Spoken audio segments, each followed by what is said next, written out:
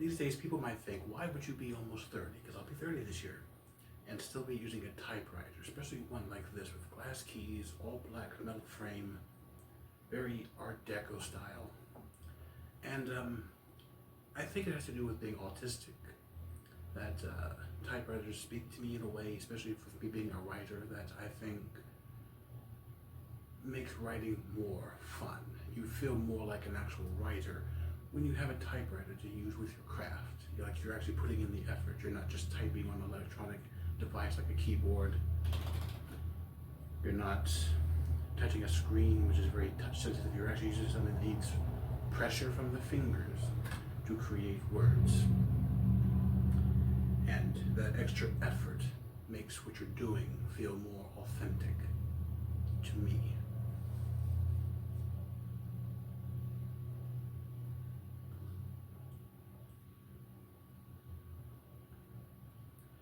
And I've been writing poetry since the 8th grade, as I'm sure I've mentioned before. And I like to think that it's given me a purpose in my life. Oopsie daisy. Some people might say that that's the reason why you shouldn't use a typewriter, because of key jams. I'm like, no, that's just because I suck at typing. I can't type on a computer keyboard any other way either. I always finger peck, whether it's this or this. This just has a little bit more difficulty, but it's an easy fix.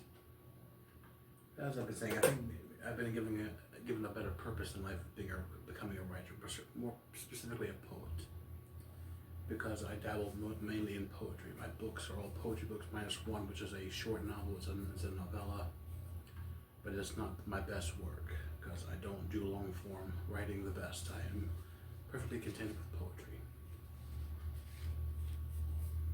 I've got 2 books published with poetry and 2 more being planned.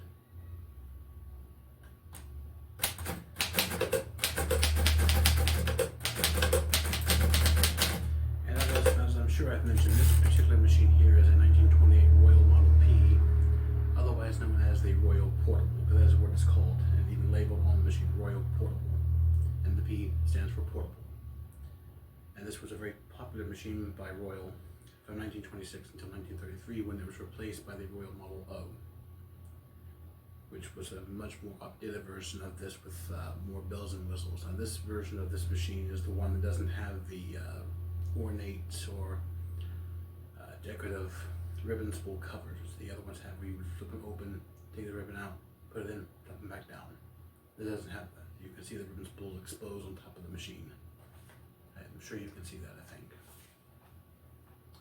This machine was also the portable version of the Royal Model 10 typewriter, which was Royal's most popular desktop typewriter, which was brought back to relevance with books like Misery by Stephen King and the film adaptation. This man's given us a lot of work to the world of writing, and I love his work so much. And also more recently, been brought back to relevance with the poetry thing that Taylor Swift did. The Royal Model 10 was a typewriter used in the video, although hers, what I think was an early 30s model, one of the last models of that machine to be made. Because the Royal Model 10 was made between 1915 and 1935, I think. It had a long lifespan, about as long as the Royal Quiet Deluxe, which was Royal's most popular overall portable typewriter model. It was made from 1938 up until 1959.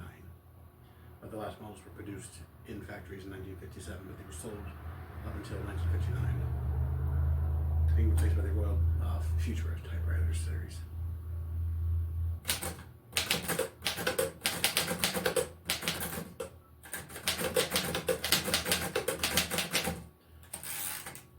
Doing this because I think it's good to have like a sit down and talk. It's like a conversation between me and you, that we can just sit here and talk like 2 human beings.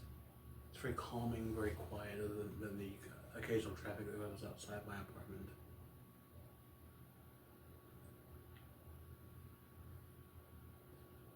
had a nice drink, nice quiet day in the apartment, nice spring day. You know, I'm not a big fan of spring, I like fall and winter.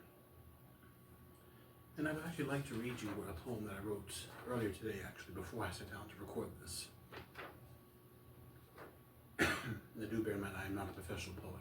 I may have written 2 books, but these are self-published. I am not by any means an excellent poet. My chest is tight with emotion, my breath struggle to release. Please, just let me breathe. It hurts to get to gasp, to try and breathe. Please don't forget me as I lie here and fight to catch my breath. My work still unfinished, words left unwritten, poems still to tell. My hands shake as I try to keep writing. But I must keep going, my legacy written in ink, my words forever on paper. I cannot breathe until my work is finished, but no one will ever know when that will be. It's like being trapped underwater, so deep down that the surface is out of sight, too far to reach. Please don't forget me. Please don't let me be forgotten. I only wanted to be remembered, like the poems written by the greatest poets of our time. As I said, I'm not the greatest poet, and my poems, when I do write them, are not cheerful. I am not a cheerful writer.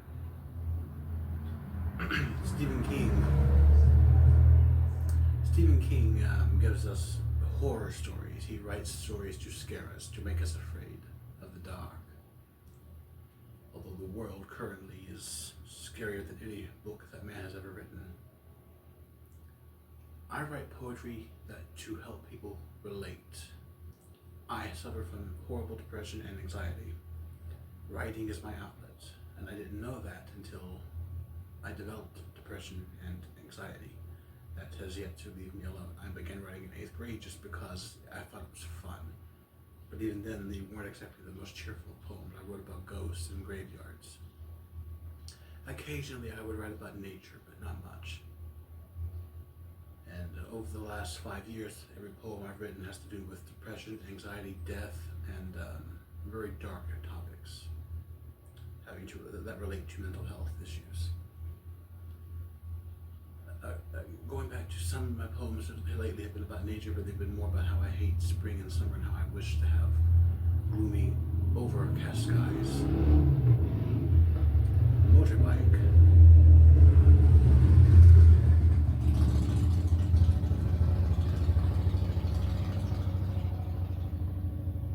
The sound carried on those things, doesn't it?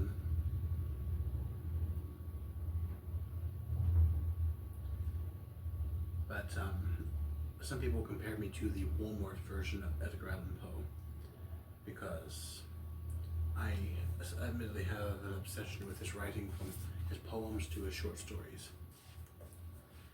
But I would never compare myself to Edgar Allan Poe because that man was a poetic genius. He was a fantastic writer, though he suffered greatly.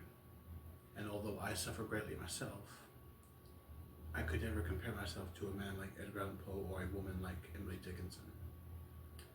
2 people who suffered greatly for different reasons, but gave us so many amazing poems in American literature. And I have read poems from all over the world, and I think every country has its fair share of amazing writers, primarily poets. I often don't call myself a writer. I tend to label myself simply as a poet because I've only written one actual book, and I could never write another one like that. I prefer just to write my poetry. So thank you all for watching this. Thank you all for listening to my poem, and for just listening to me ramble while I type in this machine of a far gone age, which honestly, these days, these things are still more useful than the current government. So I thank you all for watching, and maybe go out and buy yourself a typewriter. You never know what peace and tranquility you can have, what joy life can have, until you have one of these just for simple, mundane things.